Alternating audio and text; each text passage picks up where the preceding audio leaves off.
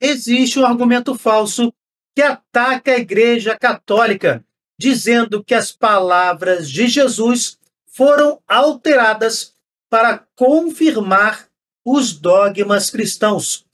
O objetivo é claro: se as palavras de Cristo foram modificadas, já não podemos acreditar em nada que está registrado nos evangelhos.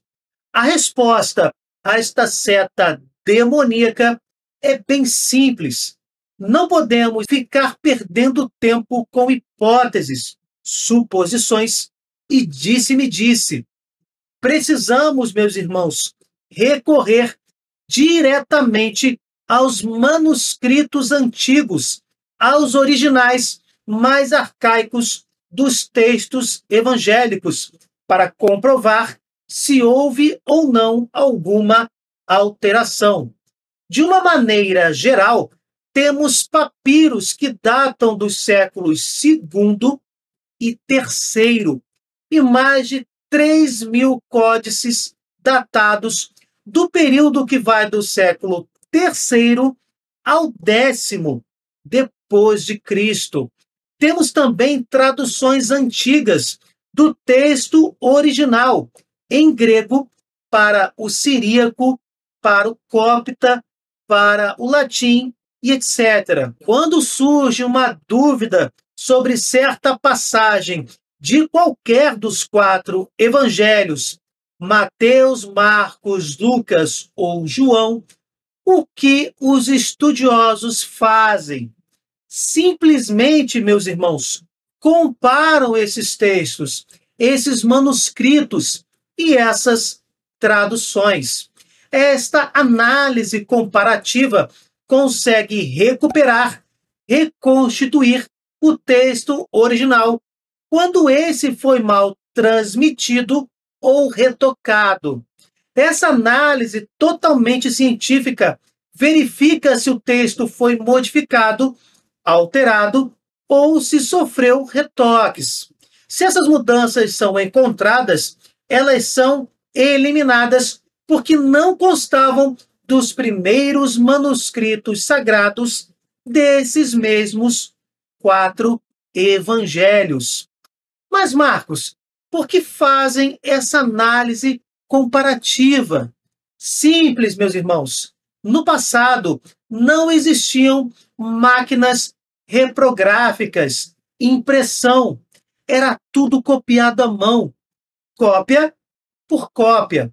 Era um verdadeiro serviço sagrado, uma missão de vida, transmitir os textos com cópias bem fiéis aos originais, sem alterações.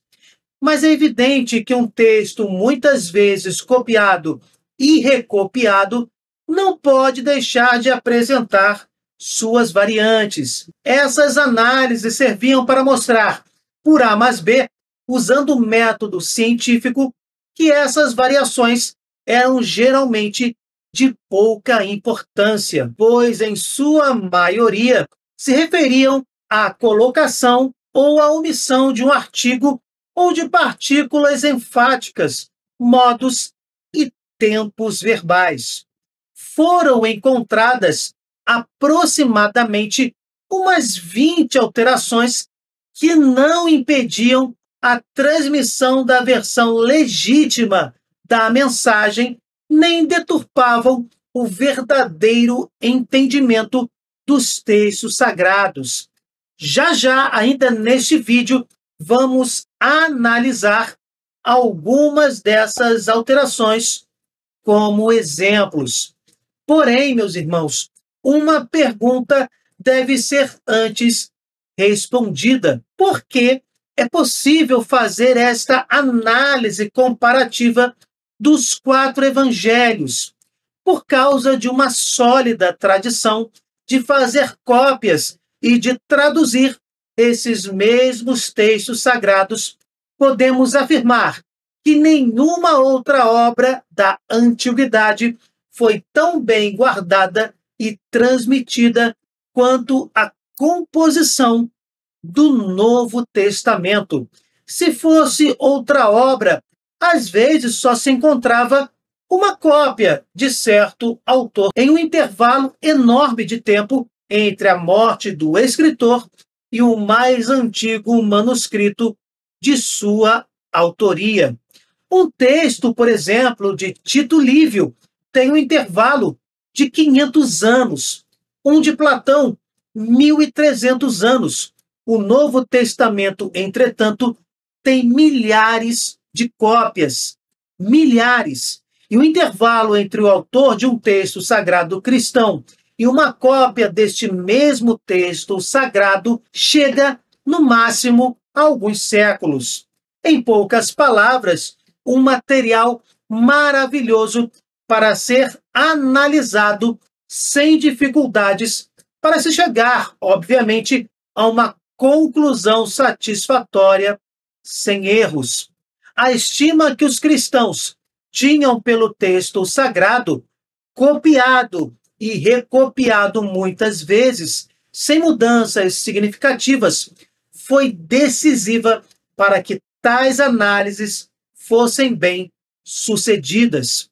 A segurança de termos um Novo Testamento autêntico e que registra fielmente as palavras de Cristo permite até a confecção deste mesmo Novo Testamento em relação aos originais, graças a essa quantidade imensa de manuscritos e de traduções.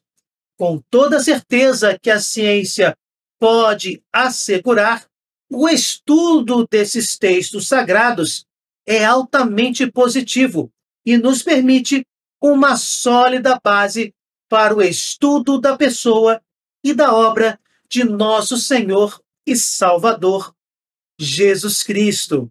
Agora, por fim, vejamos alguns exemplos de alterações encontradas ao longo desta análise comparativa e que, meus irmãos, não impedem a transmissão de um registro autêntico dos acontecimentos. Com esta análise, facilmente se detecta as poucas modificações plenamente remediáveis. Em outras palavras, vendo as cópias e as traduções, percebeu-se alguns vacilos na hora da cópia. Vamos conhecer alguns desses vacilos. A partir do verso 43 do capítulo 22 de Lucas, vemos Jesus em agonia no Horto das Oliveiras.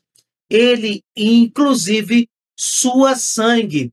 Alguns cristãos se espantaram com esse detalhe, suar sangue, de modo que em algumas cópias ele foi retirado. Pela comparação dos manuscritos, no entanto, vemos que esse detalhe de suar sangue pertence sim ao texto original, pois Jesus quis ser humano até o extremo, exceto no pecado. Em João 5, versículo 4, um anjo descia na piscina de Betesda e movia a água, de modo que o primeiro doente que nela se atirasse, após esse movimento na água, seria completamente curado. A análise mostra que essa informação não está no texto original. Foi uma adição para explicar de forma fantasiosa de que quem entrasse primeiro na água, quando agitada, era curado. O fato comprovado é que a cura acontecia e o paralítico mencionado no texto não conseguia chegar primeiro na água, nunca alcançando a cura.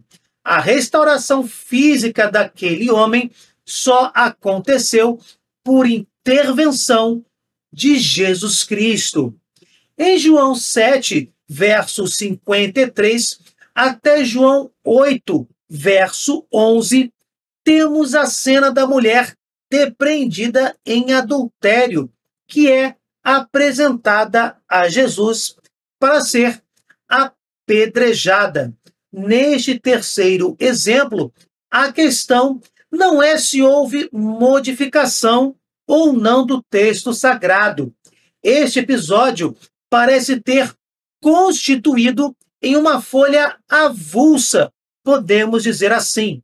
Não sabendo exatamente onde colocar este evento na ordem dos acontecimentos, os copistas dos evangelhos o colocaram no fim do Evangelho de João, isto é, após João, capítulo 21, verso 24, como anexo à série dos 4 evangelhos.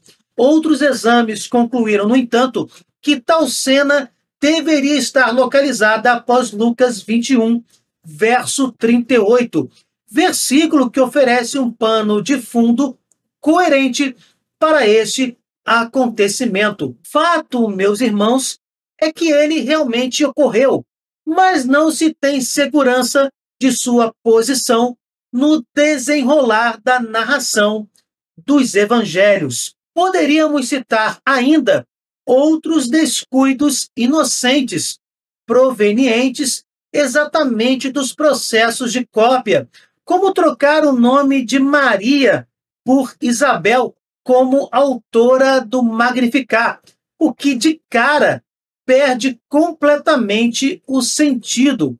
Vejam, pelos próprios evangelhos, notamos que só Maria pode ser chamada de bem-aventurada por todas as gerações, como o tal cântico afirma. Está em primeira pessoa. Só Maria poderia tê-lo cantado. Só em Maria também Deus realmente fez grandes coisas, maravilhas, como o fato de tê-la criado repleta da graça. Como já dito, esses vacilos, consequências da imperfeição humana, foram completamente corrigidos em algumas cópias, através de aprofundada análise comparativa, baseada nos manuscritos mais antigos e, logicamente, mais fiéis à íntegra do texto original. E vocês, meus irmãos, o que acharam deste zelo por parte daqueles que queriam preservar o texto sagrado, apesar de suas falhas pessoais? E a pesquisa que corrigiu algumas cópias mal copiadas. Deixem nos comentários a opinião de vocês. Se vocês gostaram, deixem o seu like e compartilhem. Cliquem no sininho, se inscrevam no canal. Fiquem com Deus, desculpem qualquer coisa e até o próximo vídeo.